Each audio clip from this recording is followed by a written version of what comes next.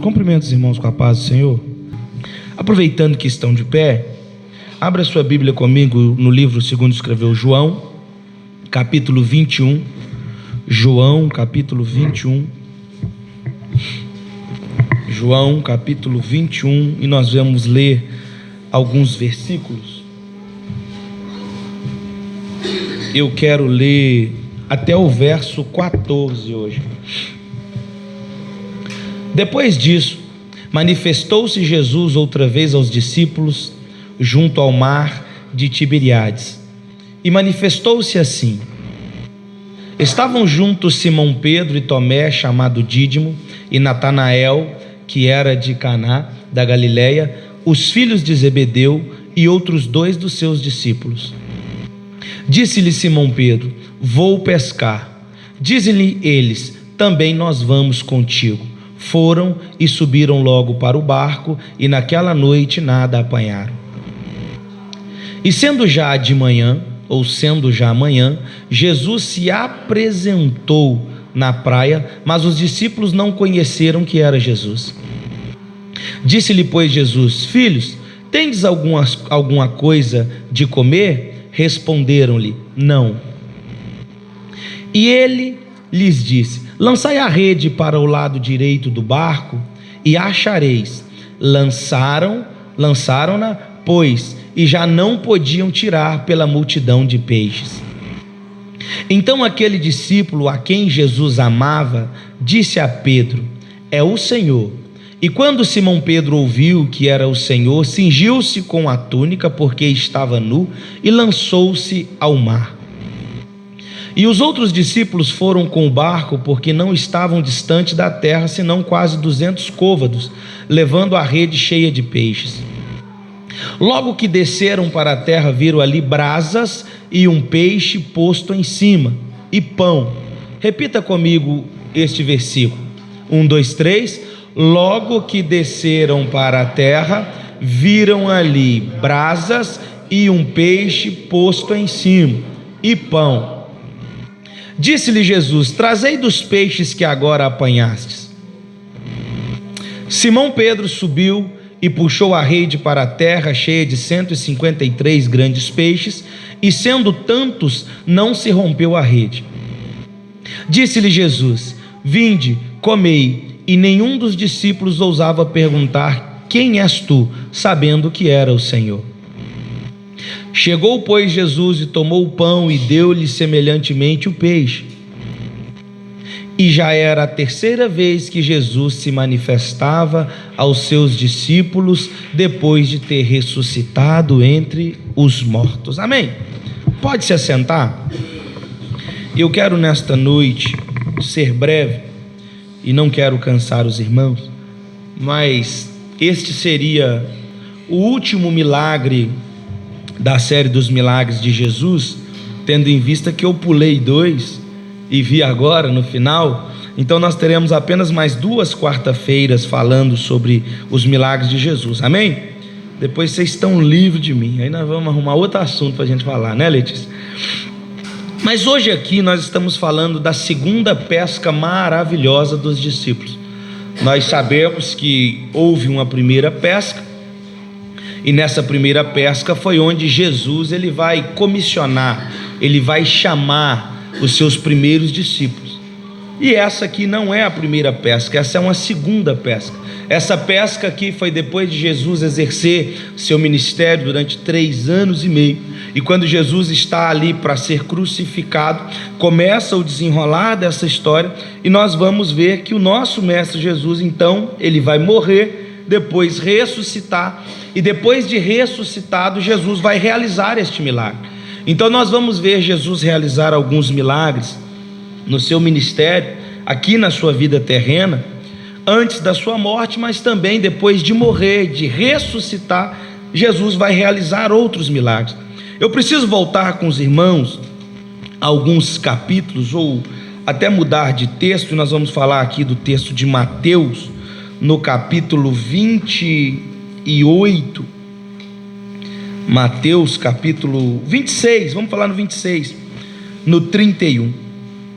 Nós começamos este texto que nós lemos lá no livro de Mateus, quando Jesus vai dizer assim, Mateus 26, verso 31. Então Jesus disse: todos vós esta noite vos escandalizareis em mim, porque está escrito: ferirei o pastor e as ovelhas do rebanho se dispersarão. Mas depois que eu ressuscitar, irei adiante de vós para a Galiléia. Jesus aqui está anunciando para os seus discípulos o que haveria de acontecer com ele assim que ele começasse o seu processo, ou assim que ele começasse a sua caminhada para a sua crucificação. E se nós lermos um pouco mais, você vai ver no verso 33 que Pedro vai dizer assim, respondendo disse: ainda que escandalize em ti, eu nunca me escandalizarei. Disse-lhe Jesus: em verdade te digo que nesta mesma noite, antes que o galo cante, 3 vezes me negará. Pedro aqui, irmãos, ele vai tomar uma atitude em defesa de Cristo, ou em defesa daquilo que ele aprendeu com Jesus ao longo dos anos que caminhou com Jesus. E o que Pedro está dizendo aqui, Natan, é simplesmente o seguinte: Jesus, nada que aconteça será suficiente para me afastar, ou para que eu me esqueça de tudo que o Senhor já fez por mim. O que Pedro está dizendo aqui é o seguinte: eu tenho uma gratidão tão grande no meu coração, eu tenho uma gratidão ardente na minha alma, que independente do que aconteça com o Senhor, eu não vou te abandonar. O que Pedro está fazendo aqui é dizendo o seguinte, Cíntia: independente se os outros te abandonarem, ou se os outros se assustarem com o que vai acontecer, eu, Pedro, jamais vou mudar a minha postura ou a minha conduta acerca de quem o Senhor é. E o que Jesus vai falar com Pedro? Para trás de mim, Satanás. Porque verdadeiramente Jesus conhece o nosso coração. Aqui Pedro começa a dar sinais, e eu preciso que você preste atenção. Eu tenho certeza que o Espírito Santo ele vai falar ao seu coração.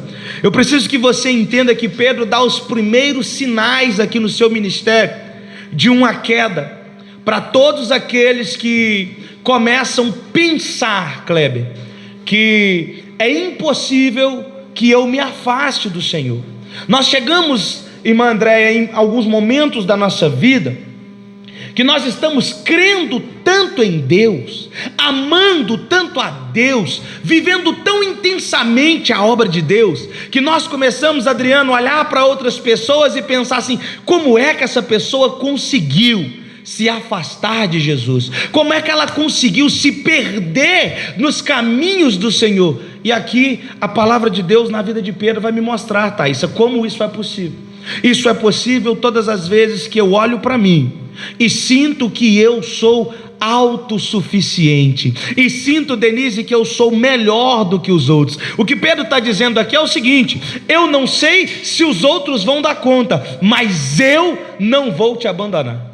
Quando Jesus escuta isso, Jesus diz assim: ô Pedro, antes que o galo cante 3 vezes, você me negará 3 vezes. Antes que o galo cante, eu vou ouvir você falar que não me conhece, que não andava comigo e que nunca esteve na minha presença. Escute, eu preciso aplicar o que a Bíblia me ensina em todas as suas áreas, e o que a palavra de Deus nos ensina é o seguinte: aquele que pensa está de pé, cuidado para que não caia. A primeira coisa que Deus colocou no meu coração, Arilson, no dia de hoje, foi uma advertência para a igreja. Eu vou entrar na palavra, eu tenho certeza que Deus vai te abençoar nessa noite. Você vai sair daqui tocado pelo Espírito Santo. Mas eu preciso te advertir de algo nessa noite que Deus tem falado comigo. Eu preciso que você ouça esta palavra com muito amor no seu coração. Você não é melhor, você não é melhor do que aquele que está caído. você não é mais santo do que aquele que está caído. Você não é melhor do que aquele que está em pecado. A única coisa que nos acontece é que ainda estamos debaixo da graça, debaixo da potente mão do nosso Deus. Nós não podemos, escute, eu vou pregar nessa noite, nós não podemos em momento algum nos considerar melhores do que os outros. O que Pedro está dizendo aqui, em outras palavras, Arilson, é o seguinte: eu sou o seu melhor discípulo, eu sou aquele que o Senhor pode contar comigo. E Jesus está mostrando: Pedro, basta apenas eu ser crucificado. Nem ser crucificado Jesus ainda tinha sido, basta apenas eu ser preso, basta apenas eles colocarem as mãos em mim para você me negar por 3 vezes. Então, quer aprender uma verdade da parte de Deus? Nós não cantamos bem, não pregamos bem, não oramos bem, pelo contrário, nós somos pecadores. A única coisa que nós temos que nos justifica é a graça e o amor de Deus, o nosso Pai. Amém? E por que eu estou falando isso, irmãos? Infelizmente, todos nós, e eu sou pastor, meu maior compromisso é te ensinar. Todos nós, Isaac, passamos por um momento da nossa vida que Deus, ele escolhe nos abençoar. E quando ele começa, Kleber, nos abençoar, eu não sei se você já viveu essa fase da sua vida ou se você ainda vai viver. Tudo que nós colocamos à mão, nós somos abençoados. Tudo que nós pensamos, Deus nos prospera. Tudo que nós falamos que vamos fazer, dá certo. E aí nós caímos num sério risco de começarmos a pensar que tudo isso tem nos acontecido porque nós somos bons. E eu estou aqui nessa noite para te dizer: você não é bom. Amém? Você não é bom. Na verdade, eu preciso falar isso com mais intensidade: você e eu não prestamos. Não há nada em nós de bom. A única coisa que há em nós de bom é a graça e a misericórdia de Deus. Ô Pedro, eu te visitei, eu te encontrei quando você não era ninguém. E a Bíblia vai dizer que na primeira pesca maravilhosa, o Senhor vai encontrar Arius com Pedro na beira ali daquele mar. E Deus e Jesus, através do Espírito de Deus, vai falar com Pedro. Eles descem, a Bíblia diz que eles estão frustrados na beira da praia. E a Bíblia diz que Jesus vai perguntar para eles: por que estáis tristes? E eles vão dizer: porque tendo trabalhado a noite toda, nada apanhamos. A Bíblia diz que Jesus, Denise, então ele entra no barco com Pedro e com os outros discípulos. E quando eles estão, Mariana, no meio do mar, a fundo, nas profundidades do mar, a Bíblia diz que Jesus fala para eles: lancem as redes. E a Bíblia diz que ao lançar as redes, eles fizeram uma pesca maravilhosa. Jesus não fala para que lado eles devem lançar a rede. Jesus não fala para eles, Natan, como é que eles deviam lançar a rede. A única palavra que Jesus disse para eles foi essa: lancem a rede. E eles lançaram e foram abençoados. Na segunda pesca é diferente.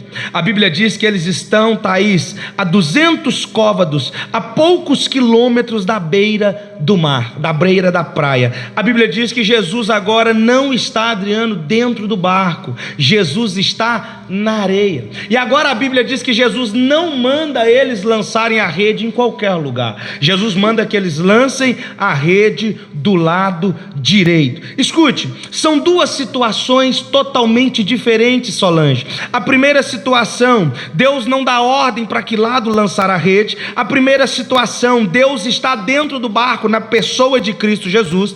E a outra situação é que o barco está dentro, bem fundo ao mar. Agora na segunda pesca, Deus, através de Cristo Jesus, ele não está dentro do barco. Deus, através de Cristo Jesus, ele não deixa lançarem a rede em qualquer lugar. A rede tem que ser lançada do lado direito. E a terceira coisa que vai acontecer aqui é que Jesus, ele vai ficar do lado de fora, esperando os discípulos. Ele não entra lá. Eu preciso que nessa noite nós venhamos entender o que Deus está nos falando.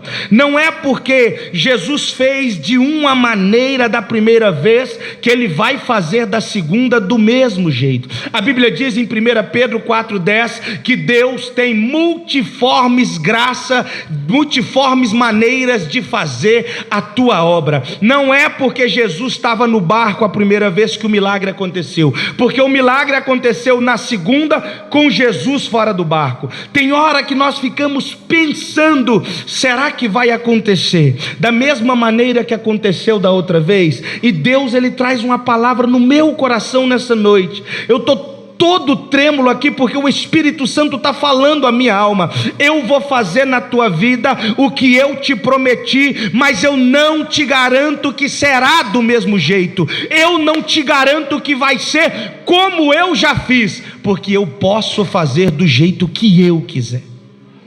Sabe qual é o problema que nós enfrentamos? Nós olhamos para milagres, Denise, que Deus já fez na minha e na sua vida, e pegamos aquilo e tornamos como um padrão de Deus trabalhar. E pensamos, Cíntia, que somente por essa maneira Deus vai nos dar o escape que nós precisamos. Mas Jesus está nos ensinando aqui: eu fiz milagre estando no barco, estando fora do barco. Eu fiz milagre estando dentro do mar, estando fora do mar. Eu fiz milagres fora e dentro, estando perto ou estando longe, porque não há espaço, não há distância, não há nada que impeça Deus de trabalhar em seu favor. Talvez você está pensando, Deus já fez muita coisa na minha vida quando eu estava dentro da igreja. Hoje eu não estou, mas Deus está te dizendo: se eu quiser, eu te visito na tua casa, no teu trabalho, na tua escola, eu te visito aonde eu quiser, porque não existe um padrão para Deus trabalhar. Não tem padrão. No primeiro milagre, Deus, ele vai chamar Pedro para uma missão, e no segundo milagre, Deus chama Pedro para uma restauração. A Bíblia diz que Pedro, Arius, estava assentado perto de uma fogueira, quando os soldados chegaram para Pedro e disseram assim: ei, você não é um daqueles que andavam com Jesus? E Pedro vai dizer: eu não. Mas você se veste como aqueles que andavam com ele? E Pedro diz: eu até me visto, mas não era eu.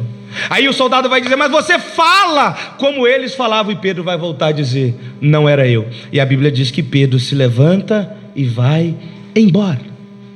Ele vai embora, Suelen, porque automaticamente na vida de Pedro acontece o que acontece na minha e na sua vida também. Eu não sei você, mas todas as vezes que nós pecamos contra o Senhor, ou que nós fazemos algo que nós sabemos que não agrada ao Senhor, a primeira coisa que nós queremos fazer é nos afastar da presença dEle. É assim ou não é? Quantos de nós, quando erramos, pensamos: eu não posso ir no culto essa noite, eu não posso ir na igreja esse mês, eu não posso talvez participar da Santa Ceia porque eu errei. Mas isso não vem, Solange, de agora. Isso é algo que faz parte da história da humanidade desde o início. A Bíblia diz que depois de Eva comer o fruto, Adão comer o fruto, a Bíblia diz que eles vão se esconder do Senhor, porque há algo, João, dentro da nossa mente que grita na nossa alma todas as vezes que quando nós erramos contra o nosso Deus, o que nós devemos fazer é fugir da presença dEle. E todas as vezes que nós erramos, Samuel, a primeira coisa que nós queremos fazer é nos distanciar daquele que é o único, irmã Zilda, que pode nos perdoar dos nossos pecados. A Bíblia diz, Natan, que ao negar Jesus, Pedro então vai embora. Mas tem um problema, Adriana, aqui. E se nós formos ler o texto que está escrito em Mateus 28, no capítulo 7, escute aqui: depois de Jesus ser crucificado, depois de Jesus morrer, depois de Jesus passar por todo aquele processo no Calvário, vai começar a se cumprir o que Jesus prometeu. E o que foi, Solange, que Jesus prometeu? Eu vou ser crucificado, eu serei morto, mas ao terceiro dia eu vou ressuscitar. Jesus prometeu para os discípulos antes mesmo de acontecer, porque Deus, Mariana, isso é um modus operandi dele. Deus não precisa esperar acontecer para nos anunciar. Deus tem poder de nos anunciar antes aquilo que ele já criou na eternidade. É por isso que palavra profética é necessário eu ter fé para acreditar, porque você pode estar vivendo os piores dias da sua vida hoje, ouvindo essa palavra e Deus dizendo: eu vou mudar a tua história, eu vou mudar a tua casa, eu vou mudar a tua vida. Você precisa crer que Deus tem poder para fazer. O que Jesus está dizendo é o seguinte, Natan: não precisa vocês esperarem eu morrer para depois que eu ressuscitar eu falar que ressuscitei. Eu estou avisando agora, nem colocaram a mão em mim ainda. Se eu quiser, eles nem podem me tocar. Quando Pedro vai cortar a orelha de Malco, quando os ânimos estão aflitos ali, Pedro está nervoso, Jesus fala assim: Pedro, é necessário que se cumpra, para que se cumpra as escrituras, porque se eu quiser e orar e pedir o meu pai manda um exército de anjos, e ninguém poderia tocar em Jesus. Então Jesus vai fazer o seguinte, Jesus está dizendo para eles: ei, não precisa esperar a minha ressurreição, eu já estou os avisando antes que isso aconteça. Eu vou morrer, mas ao terceiro dia eu irei ressuscitar. E no capítulo 28, no verso 7, a Bíblia vai anunciar algumas mulheres, Natan, que foram usadas por Deus, Thaís, para serem as primeiras a terem um encontro com Cristo. Diz assim, escute: mas o anjo respondendo disse: mulher, não tenhais medo, pois eu sei que buscais a Jesus que foi crucificado. Ele não está aqui, porque já ressuscitou, como havia dito. Vinde e vede o lugar onde o Senhor jazia. Jesus não está mais morto, ele ressuscitou. E no verso 7 diz assim: ide, pois, imediatamente e dizei aos discípulos que já ressuscitou dentre os mortos, e eis que ele vai adiante de vós para a Galileia, ali o vereis, e eis que eu vô-lo tenho dito. Escute, no capítulo 26 de Mateus, Jesus vai falar para os discípulos, Letícia: eu vou morrer, vou ressuscitar e encontrarei com vocês na Galileia. No capítulo 28, no verso 7, o anjo vai dizer o que Jesus anunciou quando ele ainda estava vivo, está de pé. Jesus mandou vocês irem adiante e aguardar a ele na Galileia. No versículo 10 do mesmo capítulo 28, Jesus vai encontrar com Maria. Escute isso aqui, Gabriel. E Jesus vai dizer: não temas, ide dizer aos meus irmãos que vão para a Galileia e lá me verão. Escute, irmã Rose, eu preciso que nós entendamos. Eu estou com dificuldade de pregar hoje. É muita coisa que Deus pôs no meu coração, e eu estou acelerado tentando falar tudo, porque Deus está gritando no coração de alguém. Quando Jesus estava vivo, ele disse: eu te encontro na Galileia. Depois que Jesus morreu, ele usou um anjo dizendo: eu te encontro na Galileia. Quando Jesus ressuscitou, ele disse: estou te esperando na Galileia. Eu preciso, irmã André, entender o que Deus está falando. Independente do momento que estamos passando, Deus não mudou a palavra que ele nos entregou. Vivo, ele falou: a promessa é a Galileia. Morto, o anjo falou: a promessa é a Galileia. Ressuscitado, ele gritou: eu vou encontrar você na Galileia. Com vida, sem vida, com anjo, sem anjo, Deus está dizendo: eu vou cumprir a minha palavra na tua vida. Independente do que aconteça, a partir de agora, quando os soldados estão me prendendo, me levando para a morte, ou até a minha ressurreição, a minha palavra para a tua vida não mudou. Alguém pode estar olhando Suelen dizendo: mas não tem jeito, Jesus está morto. Mas a palavra dele não morreu. A palavra do Senhor, ela vai se cumprir na tua vida, porque ela não sai da minha boca, mas ela sai do trono da graça, ela sai do coração do Senhor, dizendo para você: não se apegue. Escute o que o céu está te gritando essa noite. Não se apegue ao seu momento. Não se apegue ao seu momento. Se agarra na palavra que foi liberada do céu. Se agarra na palavra que foi liberada do céu para a tua alma. Se agarra na palavra que Deus está falando para você desde a tua adolescência, da tua infância, gritando para você: eu te escolhi, eu te separei. Pedro, foi eu quem fui me encontrar com você naquela praia, mas Jesus, eu te neguei. A tua negativa, a tua falha não muda o que eu sinto por você.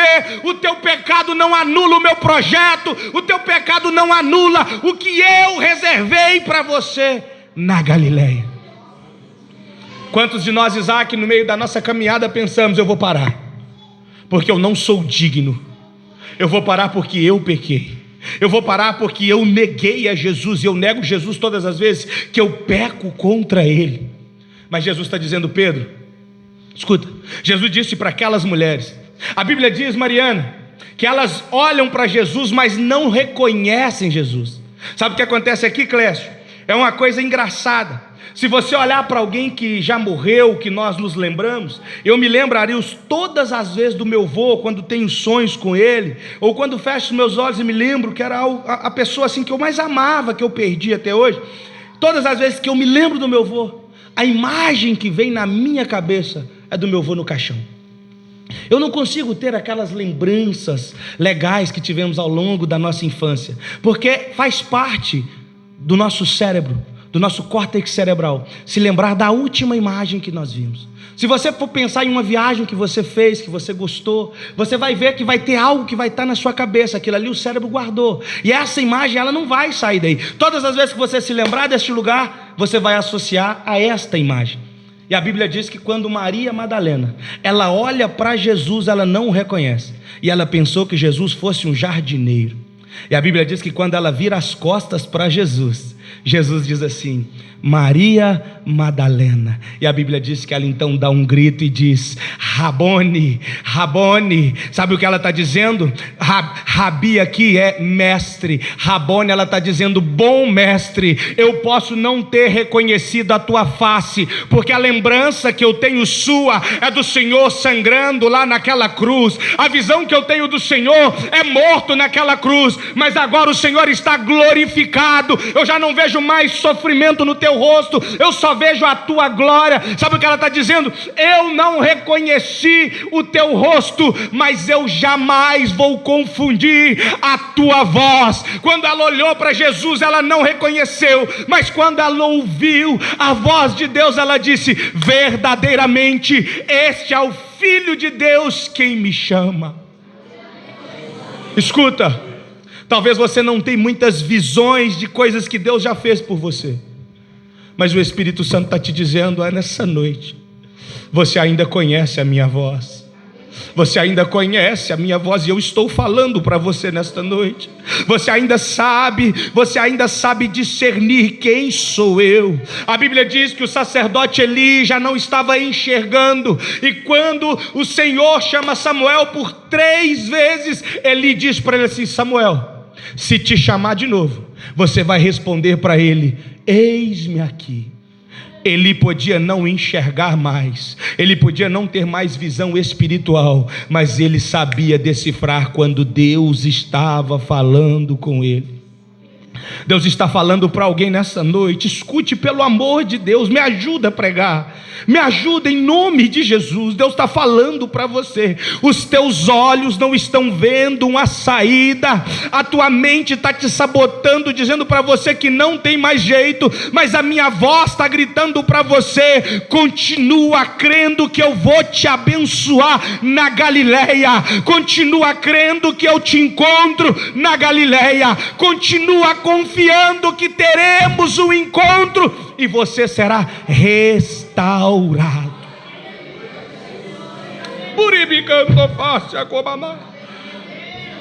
Oh, Jesus querido. Escuta.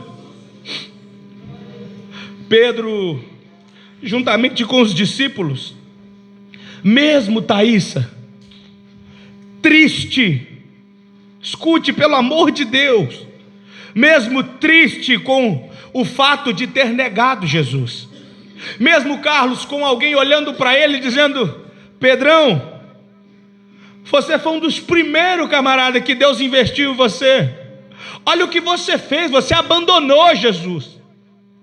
Sabe, Gilberto, porque pessoas para nos apontar, para mostrar o nosso pecado, nós vamos encontrar em qualquer esquina. E aí, Isaac, tem alguém olhando e falando: Pedro, cadê você? Que é o camarada que Deus disse que iria levantar, instituir a igreja sobre você. Você negou Jesus. Está todo mundo apontando Pedro, mas a palavra de Jesus para Pedro é a seguinte: vá adiante e diz para Pedro ir para Galiléia, que eu vou me encontrar com ele lá. Tem muita gente apontando o seu pecado e Jesus dizendo: ei, fica tranquilo, eu vou te encontrar. Na nossa intimidade eu me encontro com você.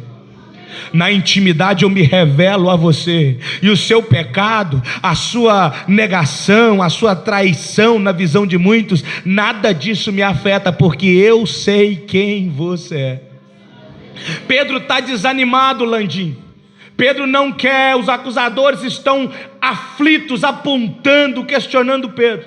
Mas a Bíblia diz que Pedro, juntamente com mais 6 discípulos, eles vão para Galiléia. Eu preciso ter, Suelen, esse caráter de Pedro. Eu preciso ter essa conduta de Pedro, que mesmo desanimado, mesmo cansado, mesmo apontado, mesmo desacreditado, mesmo pessoas não confiando mais no meu ministério, mesmo alguém olhando para você e falando que não vê mais Deus na sua vida, mesmo alguém dizendo para você que não reconhece você verdadeiramente como Deus te reconhece, você precisa cumprir o que Deus te mandou fazer. E a ordem de Deus, através de Cristo para Pedro, foi qual? Vai para Galiléia. Sabe o que Pedro fez, Sueli? Partiu. E a Bíblia diz, Samuel, e eu estou terminando agora, pastor Tiago, a Bíblia diz que está o Pedro, mais 6 discípulos na Galiléia, e eles estão, Arilson, aguardando a aparição de Cristo que lhes foi anunciado. E a Bíblia diz, irmão, que o Pedro então, ele toma uma decisão e ele fala para os outros discípulos: eu vou pescar. E pensa num camarada, Bruna, que já bateu no Pedro por causa desta atitude dele, de ir pescar. Sabe, Isaac? Porque o camarada tem uma promessa de Jesus falando para ele que iria ressuscitar e que iria voltar, iria se encontrar com eles. E aí, Kleber, no meio de todo este processo, ao invés, irmãzilda, de Pedro fazer como está escrito lá no livro dos Atos, assentados todos esperando a manifestação do Espírito Santo, o Pedro fala assim: Denise, eu vou pescar. E eu já critiquei o Pedro por causa dessa pescaria, mas hoje Deus trouxe algo no meu coração e eu fiquei pensando, Kleber.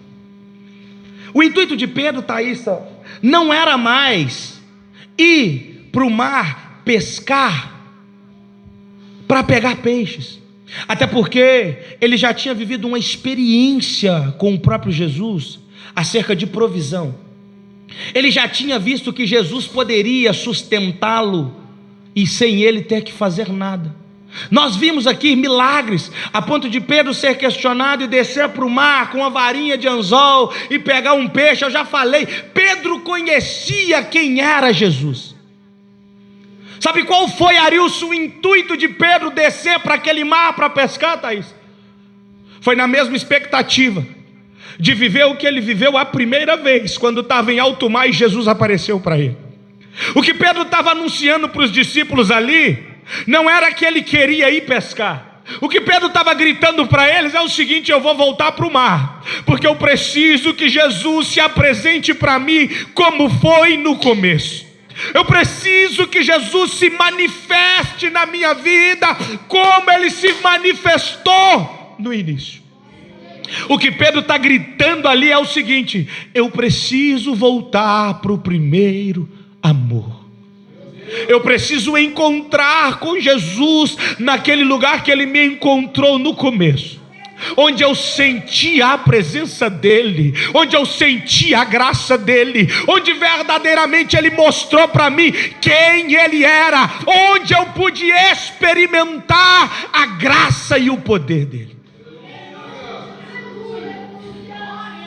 Paulo escreve para a igreja de Éfeso: o que tenho contra vós é que vocês se afastaram do primeiro amor. O que Pedro está me ensinando aqui, Gilberto, é que não adianta eu ter uma promessa, eu ter um ministério, eu ter uma chamada, e no meio da minha caminhada eu acabar me esfriando, negando Jesus algumas vezes e me distanciando do Senhor. Eu não estou aqui para te apontar, mas quantos de vocês, olhando para a sua vida, olha para vocês e diz: eu não sou mais aquele que eu era lá no início. Eu estava, irmã Zilda, lá em casa hoje essa tarde, a senhora veio na minha mente, e o Espírito Santo gritando, Isaac, no meu coração, quando eu comecei aqui nessa igreja, nós íamos orando lá naquele monte Arilce, a gente ajudando a irmã Zilda a pular uma porteira para nós orarmos. E ali no início da minha fé, eu ainda um jovem, um rapaz, eu ficava contando os dias, eu falava: Jesus, acelera a semana, porque sexta-feira é o nosso dia de subir ao monte e de nós orarmos e falarmos com o Senhor. Quantos de vocês olham para as suas vidas e já tem saudade de um tempo que vocês viveram na presença de Deus? Quantos de nós olhamos para a nossa caminhada hoje e falamos para nós mesmos: eu não sou mais aquele homem de oração que eu era, aquela mulher de oração que eu era? Mas Jesus está dizendo para você, Pedro: dá tempo de voltar, dá tempo de voltar a pescar, dá tempo de voltar para o mar, e lá eu posso te encontrar. Feche os teus olhos, feche os teus olhos, feche os teus olhos. Escuta, Pedro, volta a ser o homem que você era na minha presença, volta a ser a mulher que você era na minha presença, volta a desejar pela minha presença. Quantos de nós estamos aqui nesta noite? Se eu te perguntar qual é o objetivo que te trouxe aqui, você não tem uma resposta. Quantos de vocês estão aqui nesta noite simplesmente porque toda quarta-feira à noite tem culto?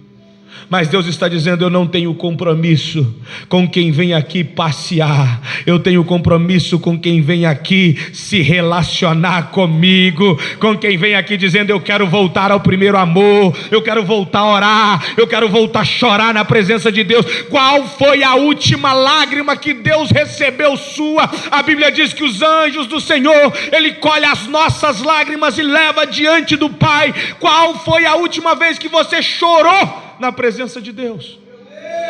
E não é chorar apresentando o problema, é chorar de gratidão, dizendo: Deus, obrigado pelo privilégio de sentir a tua presença, a tua graça, a tua unção.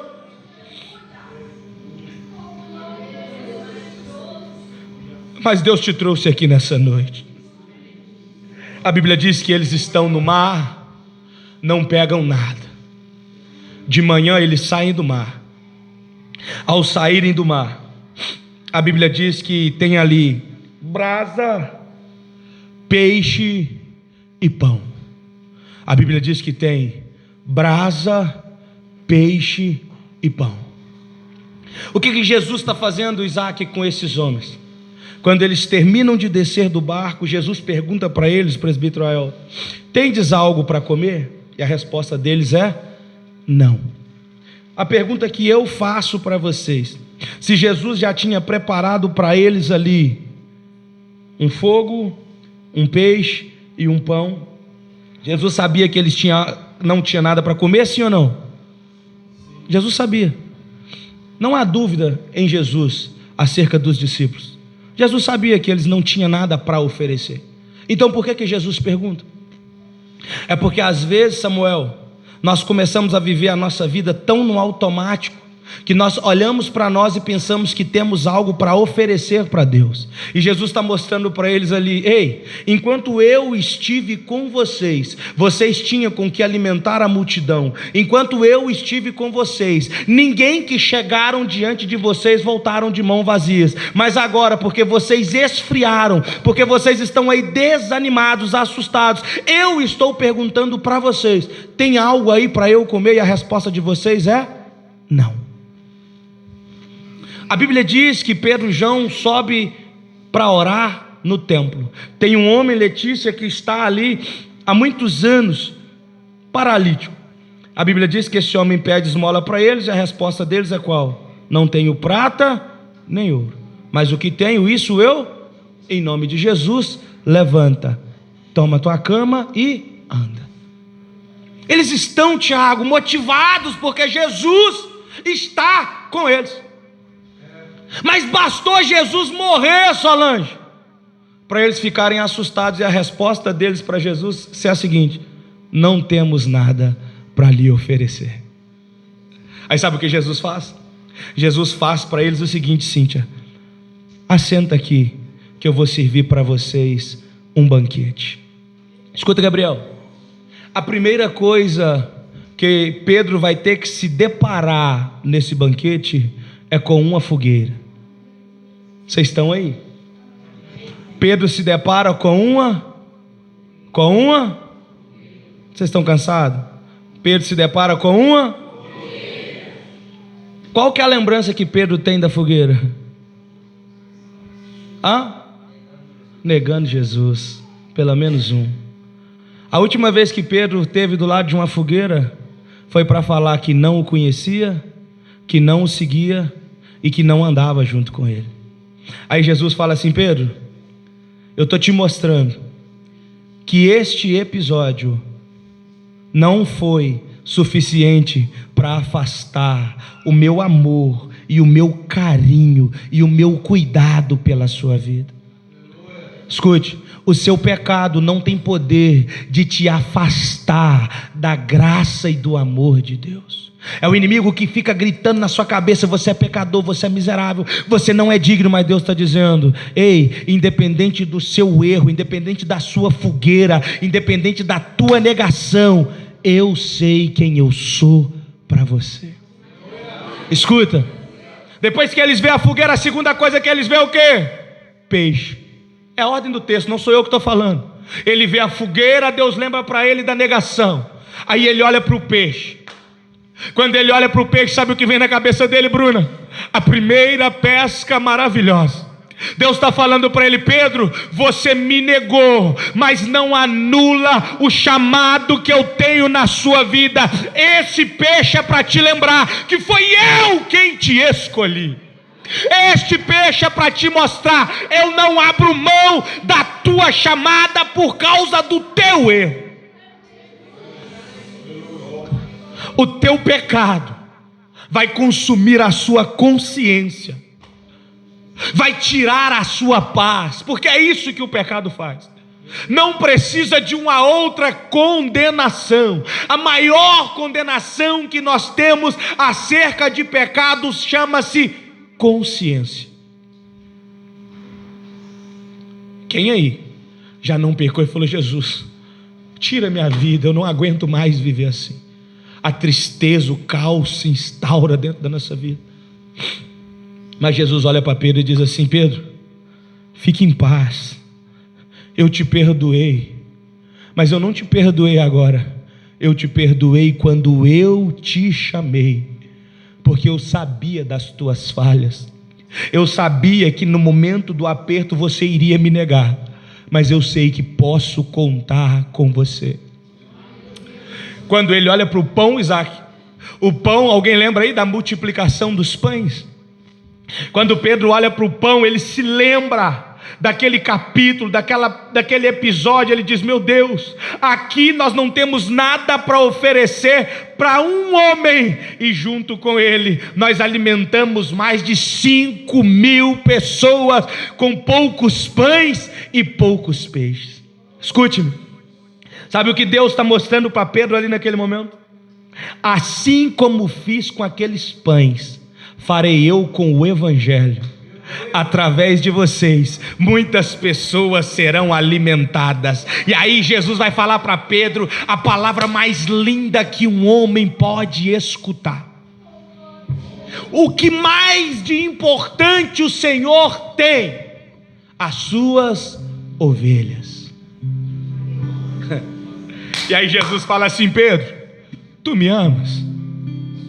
Aí Pedro diz assim: tu sabes, Senhor, eu te amo, Jesus. Aí Jesus fala para ele assim: Pedro, tu me amas? Jesus fala para ele, ele fala assim: Jesus, o Senhor sabe que eu te amo. E pela terceira vez, assim como ele negou Jesus 3 vezes, ele declarou o seu amor por Jesus 3 vezes. Na terceira vez ele vai dizer: Jesus, tu sabes. Quando Pedro Alisson dá essa resposta para Jesus, ele está fazendo o que nós chamamos de transferência de responsabilidade. Pedro está dizendo: Jesus, eu já disse que te amo por 2 vezes, mas agora eu estou dizendo que é o Senhor que sonda e esquadrinha o meu coração. Escuta, as mesmas pessoas, Thaísa, que viram eu negar o Senhor estão aqui, e agora elas estão vendo o Senhor me interrogar, perguntando se eu te amo. Aí Pedro diz assim: agora é o Senhor que vai dizer se eu te amo ou não. Aí Pedro diz: tu sabes. Aí sabe qual é a resposta de Jesus? Eu saí do meu trono e desci para sofrer, ser humilhado, chicoteado, crucificado, ser morto por causa das minhas ovelhas. Eu vim sofrer tudo o que eu sofri por causa das minhas ovelhas. Sabe o que Jesus está dizendo para todo mundo? Se vocês têm dúvida se Pedro me ama, se vocês têm dúvida acerca do ministério dele, se vocês têm questionamento sobre Pedro, escute aqui a minha resposta: Pedro, apacenta as minhas ovelhas. Por causa do teu amor, eu te dou o que eu tenho de mais precioso, eu te dou o que eu tenho de mais valioso, porque eu conheço o teu coração. Não é o teu pecado que te define, é o teu coração. Não é o teu pecado que te define, é o teu amor por ele, é o teu desejo por ele. É por isso que nós estamos aqui para dizer para ele: Deus, nós queremos voltar ao início, nós queremos voltar ao primeiro amor. Nós já pecamos muito, já erramos muito, pecamos até hoje, estamos falhos até hoje, mas nós nunca deixamos de te amar nem um minuto. Fica sobre seus pés, eu quero orar por você.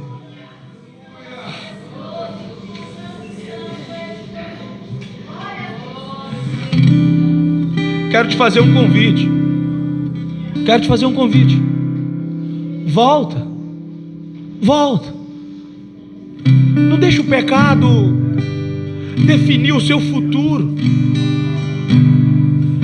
É o inimigo que está gritando para você que não tem mais jeito, que acabou, que o que você fez talvez não tenha perdão, mas Deus está te dizendo: um homem que andou comigo durante todo o meu ministério, um dos primeiros que eu chamei, que eu investi, que eu capacitei, este homem, diferente de nós, esteve ao lado de Jesus pessoalmente.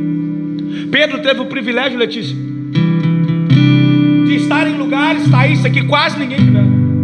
Teve alguns milagres que Jesus falou: sai todo mundo, fica comigo aqui só Pedro, Tiago e João. Pedro era íntimo de Jesus, mesmo sendo esse cara, Sueli. Na hora que as coisas apertou, Pedro não aguentou, porque mesmo crendo em Deus, amando ao nosso Deus, nós ainda continuamos sendo seres humanos.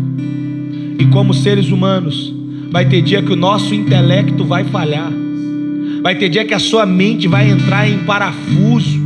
Você vai fazer coisas que você não queria fazer. Vai ter dia, Thaís, que você não vai fazer o que você queria fazer porque o teu corpo está cansado. Vai ter dia que você vai desejar coisas para pessoas que você não queria desejar porque a tua alma está ferida. E nós somos compostos por corpo, alma e espírito. O apóstolo Paulo fala sobre isso. Que o bem que eu quero, eu não faço. E o mal, Nayara, que eu não queria cometer, esse eu acabo fazendo.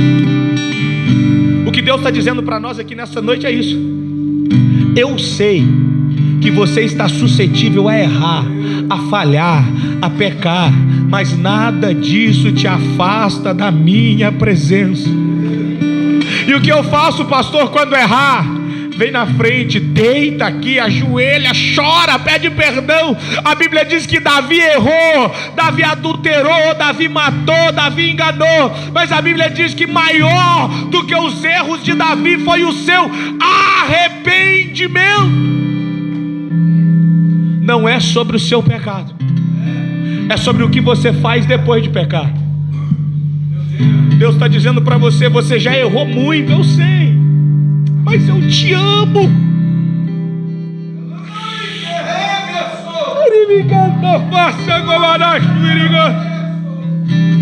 Você não está vivo porque você é bonitinho, porque você deu sorte, não. Você está vivo porque as potentes mãos do Senhor estão te guardando. Olha para a tua vida, o quanto Deus já te livrou da morte. O quanto a depressão bate todos os dias na sua porta dizendo: vou te pegar. O quanto a tristeza vem querendo te assolar. E quando você acha que não vai aguentar mais, você não sabe de onde, mas começa a sentir alegria, começa a sentir a paz. É o Espírito Santo de Deus cuidando da tua vida. Deus está te chamando hoje. O Espírito Santo nesta tarde, Ele falou ao meu coração. Eu quero convidar aqui à frente você que está afastado do primeiro amor. Você que já viveu um tempo, um momento com Deus, mas o pecado te fez afastar. E eu não estou aqui para apontar seu pecado, que seja de um homicídio, um adultério, uma mentira, uma pornografia, independente, pecado é pecado. O mesmo pecado de alguém que matou é o pecado de alguém que falou uma mentira sem maldade, é pecado. E todos os pecados, com exceção a blasfêmia contra o Espírito Santo, são perdoados pelo nosso Deus. Deus está te chamando aqui. Eu quero orar por você. Tem alguém nessa noite que quer receber essa oração, voltar para Jesus, voltar para o primeiro amor, se reconciliar, voltar para o lugar que não era para ter saído? Eu preciso orar pela tua vida. Você tinha muito lugar para você ir hoje, você podia estar em tantos lugares, mas Deus escolheu o lugar, esta igreja e esta palavra para dizer para você: não foi à toa que eu te escolhi, não foi à toa que desde o ventre da tua mãe eu te separei. O pecado pode ter te separado de mim por um tempo, mas hoje chegou o tempo da restauração, o tempo da volta, o tempo do recomeço, o tempo de começar uma nova história na tua vida. Cadê você? Cadê a primeira alma? Cadê a primeira alma? Pode vir. Deus já falou ao teu coração. Desde que você pisou aqui, Deus está falando: é com você, é para você. Não deixa vergonha, não deixa medo. Vem. Eu preciso orar. Eu preciso orar por você. Vem, filho. Vem, filha. A primeira alma já veio. A primeira já veio. Estou te esperando. Ah, pastor, mas eu estou na igreja. Mas o primeiro amor foi embora. Ah, pastor, estou dentro da igreja. Não me ama mais como me amou. Ah, pastor, eu não perco um culto. Não me adora como já me adorou. Eu não estou ouvindo mais a tua adoração, teu louvor. O esfriamento chegou na tua vida, o cansaço. Você vive a sua vida como se a eternidade não fosse uma realidade. Deus está te chamando hoje. Mais alguém? Eu sei que tem. Eu sei que Deus está te incomodando aí. Não endureça o teu coração.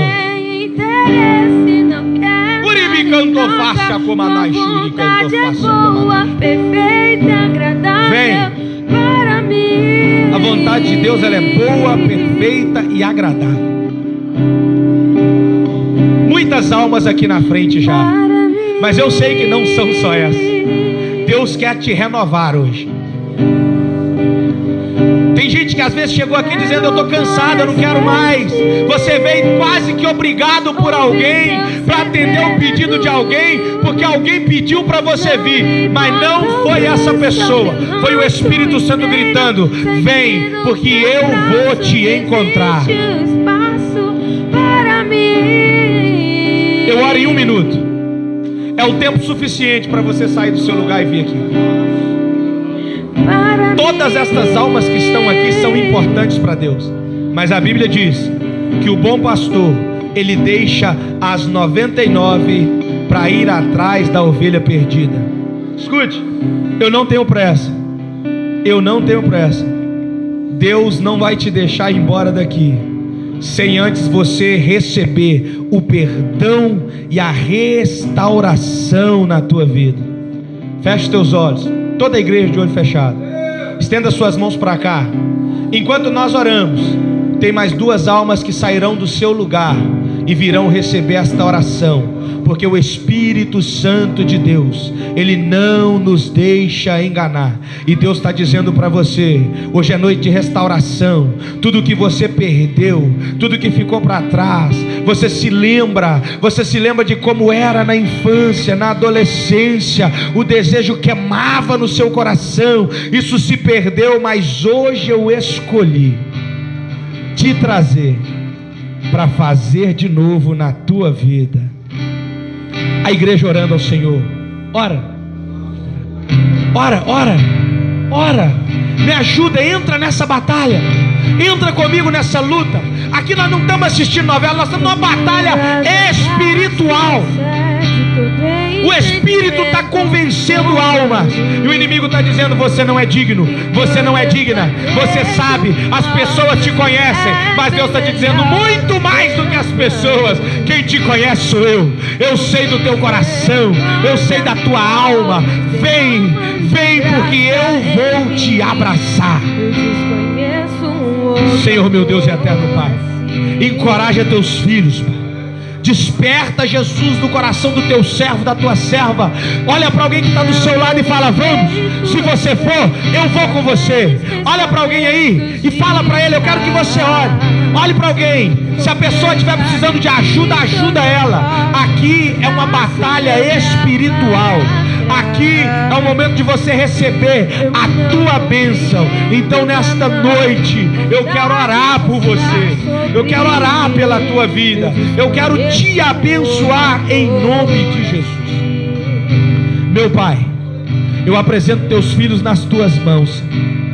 Há aqui homens, mulheres, crianças, adolescentes, Senhor, chorando na tua presença. O teu Espírito se faz presente neste lugar. Eu quero aqui repreender toda a condenação do inimigo. Eu quero aqui repreender todo apontamento do inferno. E quero declarar só uma palavra: você é amado por Deus. Você é amada por Deus. O teu pecado hoje está sendo lançado no mar do esquecimento. A palavra diz que aquele que confessa e deixa alcança misericórdia.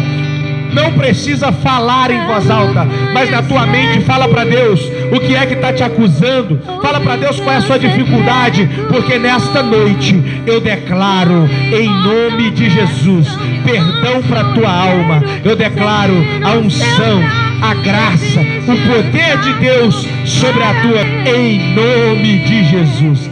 Estenda as suas mãos o mais alto que você conseguir. Que o grande e eterno amor de Deus Pai, que a graça infinita e poderosa de Cristo Jesus e a comunhão do Espírito Santo seja com todos nós, não só hoje, mas para todos sempre. Amém. Para todos sempre. Amém. Deus te abençoe em nome de Jesus.